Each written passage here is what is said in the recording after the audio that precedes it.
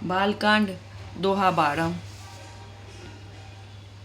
जे जन्मे कलिकाल कराला, कर तब बायस बेस मराला। चलत कुपंथ बेद मग छाड़े, कपट कले बर कलिमल भाड़े।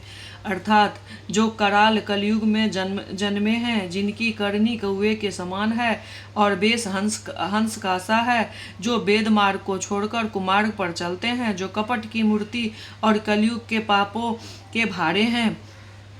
वंचक भगत कहाय राम के, किंकर कंचन कोह काम के। तिन मह प्रथम रेख जग मोरी, धिंग धर्म ध्वज धंधक धोरी। अर्थात जो श्री राम जी के भक्त कहलाकर लोगों को ठगते हैं और धन, लोभ, क्रोध और काम के गुलाम हैं, जो धींगा धींगी करने वाले, धर्म ध्वज धर्म की जूठी ध्वजा फहराने वाले, दंभी और कपट के धंधों का बोझ ढोने वाले हैं। संसार में ऐसे लोगों में सबसे पहले मेरी गिनती है, जो अपने अवगुण सब कहूँ, बाढ़े कथा पार नहीं लहूँ। ताते मैं अति अल्प बखाने, थोड़े महु जान नहीं सयाने। अर्थात यदि मैं अपने सब अवगुण को कहने लगूं तो कथा बहुत बढ़ जाएगी और मैं पार नहीं पाऊंगा। इससे मैंने बहुत कम अवगुणों का वर्णन किया है। बुद्धिमान लोग थोड़े में ही समझ लेंगे। समुझ विविध विधि बिनती मोरी, कोई न कथा सुनि दई है खोरी। एतहु पर करी है असंका, मोहि ते अधिक ते जड़ मति रंका। मेरी अनेक प्रकार की विनती को समझकर कोई भी इस कथा को सुनकर दोष नहीं देगा।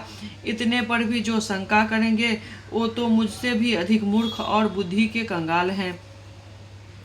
कभी न हो नहीं चतुर कहावो, मत अनुरूप गान गुण गावो। राम गुण गावो कह रघुपति के, चरित अपारा कह मति मोड़ निरत संसारा।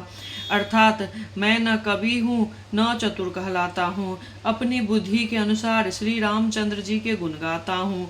कहाँ तो श्री राम रघुनाथ जी के अपार चरित्र, कहाँ संसार में आसक्ति मेरी बुद्धि।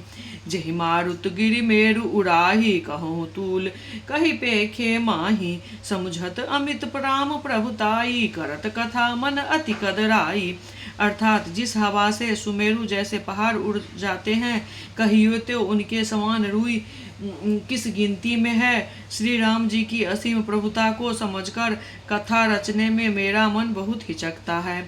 सादर शेष महेश विधि, आगम निगम पुराण। नेति नेति कही जासु गुना, करहि निरंतर गान।